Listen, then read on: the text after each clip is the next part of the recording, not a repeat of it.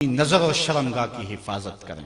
اس دور کا سب سے بڑا فتنہ یہ ہے کہ نگاہیں پاک نہیں رہی، نگاہیں غلیظ اور گندی ہو گئی، شرمگاہوں میں وہ تقدس نہیں رہا ہے۔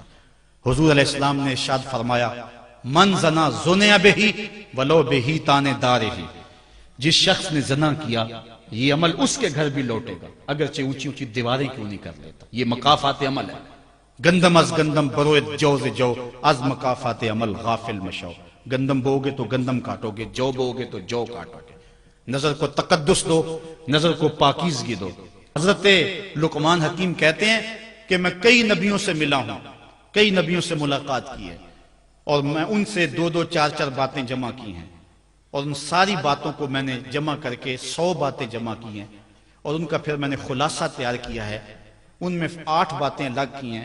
ان 8 باتوں میں ایک بات یہ ہے جب کسی کے گھر جاؤ تو نظر کو حفاظت میں رکھو۔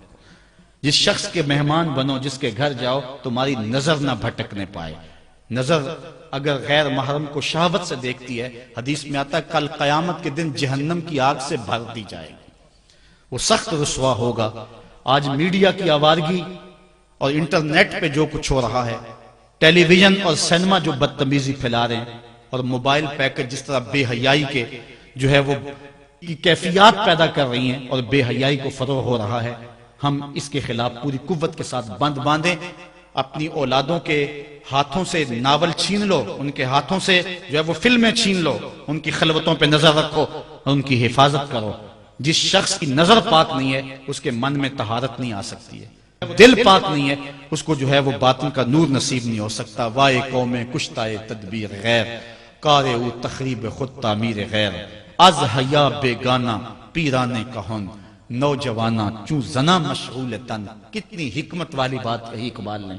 وہ اپنے دور کا دکھڑا سناتا ہے، جس دور سے ہم گزر رہے ہیں اب تو عجیب حال ہو گئے۔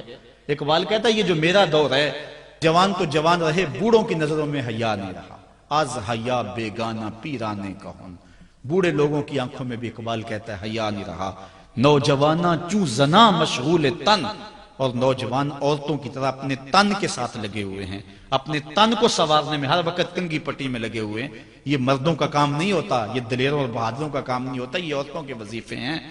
در دل شاں آرزوہا بے ثبات، مردہ زائن از بطون امہات۔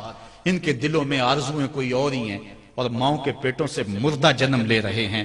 دخترانے او بزلف خود اسیر، شوخ چشموں خود نماؤ خردہ گیر۔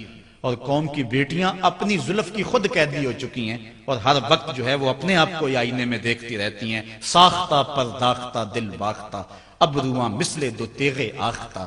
وہ جو گھر کی رونق تھی، جو آبرو اور حیا کا دوسرا نام تھا، آج وہ دل پھینک قسم کی ہو گئی ہے۔